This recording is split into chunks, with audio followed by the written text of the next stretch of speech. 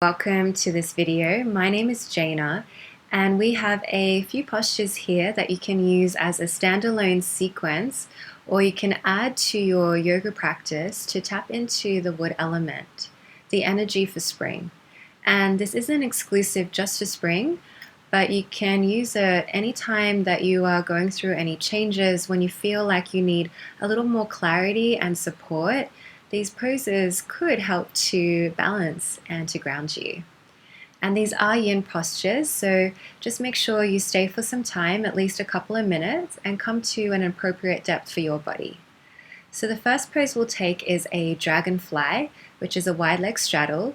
The legs don't need to be super wide, like 180 degrees, something that's comfortable for you. And you want to be able to tilt the pelvis forward. If you feel a little stuck there, you can always sit on a block to help you. And you can use the bolster, blocks, pillows in any sort of way that you would like.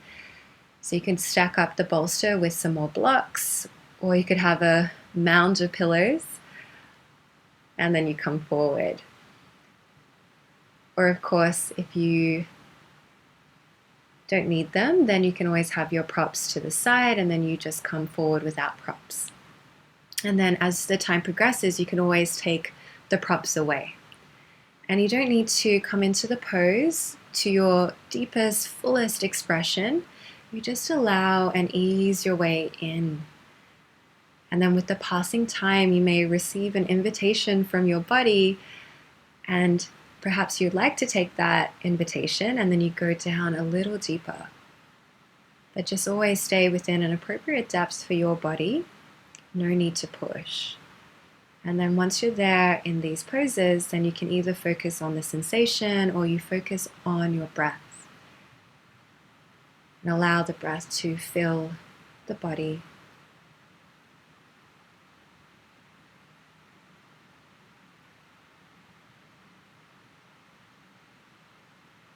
And so here you should be feeling the stretch around the inner seams of the legs and the groin.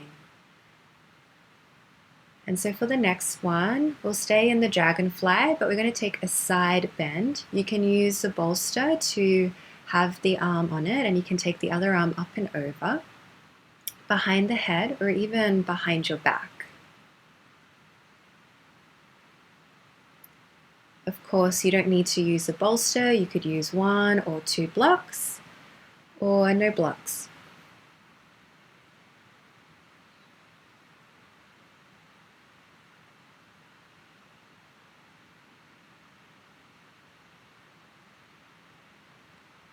You should be feeling now the stretch through the side of the body, laterally through the body, around the rib cage.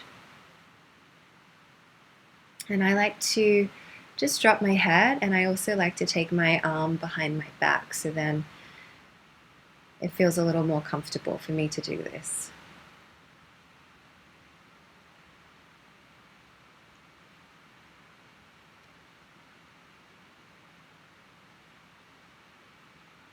The next pose will be a sleeping swan or a pigeon pose. The front leg can be at any angle. If you need a block underneath the hip, more than welcome. And if any sort of pressure in your back knee, you can always keep the toes tucked. And here you should be feeling the stretch around the glutes. And you can also take this into a twist, with threading the arms through, and the other arm will go up and over. But only if it feels good for your practice today.